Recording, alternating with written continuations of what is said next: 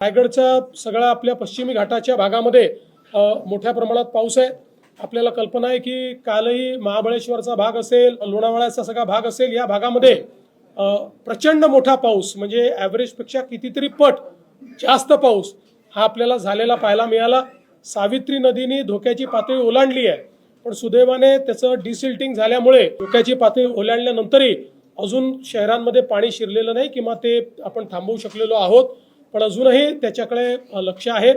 काही नद्यांनी जवळपास 4 ज्या महत्त्वाच्या नद्या आहेत त्या 4 नद्यांनी धोक्याची पातळी ओलांडली आहे। त्यामुळे त्यातनं ज्या काही अडचणी आहेत त्या दूर करण्याच्या दृष्टीने मोठ्या प्रमाणात त्याच्याकडे लक्ष देणं हे चाललेलं आहे। आपल्याला कल्पना आहे की मुंबई गोवा हायवे जो आहे याच्यावर कशेडीला एक फार मोठा लँडस्लाइड त्या ठिकाणी काल रात्री झाला।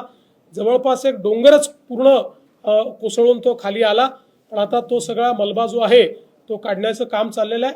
आणि एकूण या अनप्रेसिडेंटेड अशा प्रकारच्या पावसामुळे आणि या सगळ्या परिस्थितीमुळे एकूण या हायवेवर 8 ठिकाणी अनपेक्षित अशा प्रकारच्या लँडस्लाइड झालेल्या आहेत, पण आता जवळजवळ सगळं क्लिअर करणं चाललेलं आहे।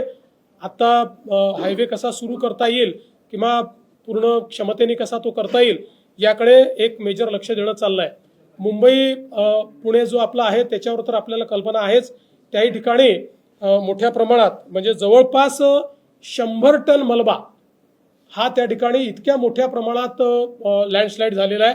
आणि अशा भागात झाला आहे की ज्या ठिकाणी साधारणपणे यापूर्वी कधी होत नाही अशा भागामध्ये हा लँडस्लाइड झालेला आपल्याला पाहायला मिळतोय। त्याच्यातलं जवळपास 70 टन मलबा हा काढून टाकण्यात आलेला आहे। आता पुण्याकडे जायचा जो मार्ग आहे त्याच्यावर 3 लेन सुरू आहेत, पण मुंबईकडे यायच्या मार्गावर एकच लेन चाललेली आहे।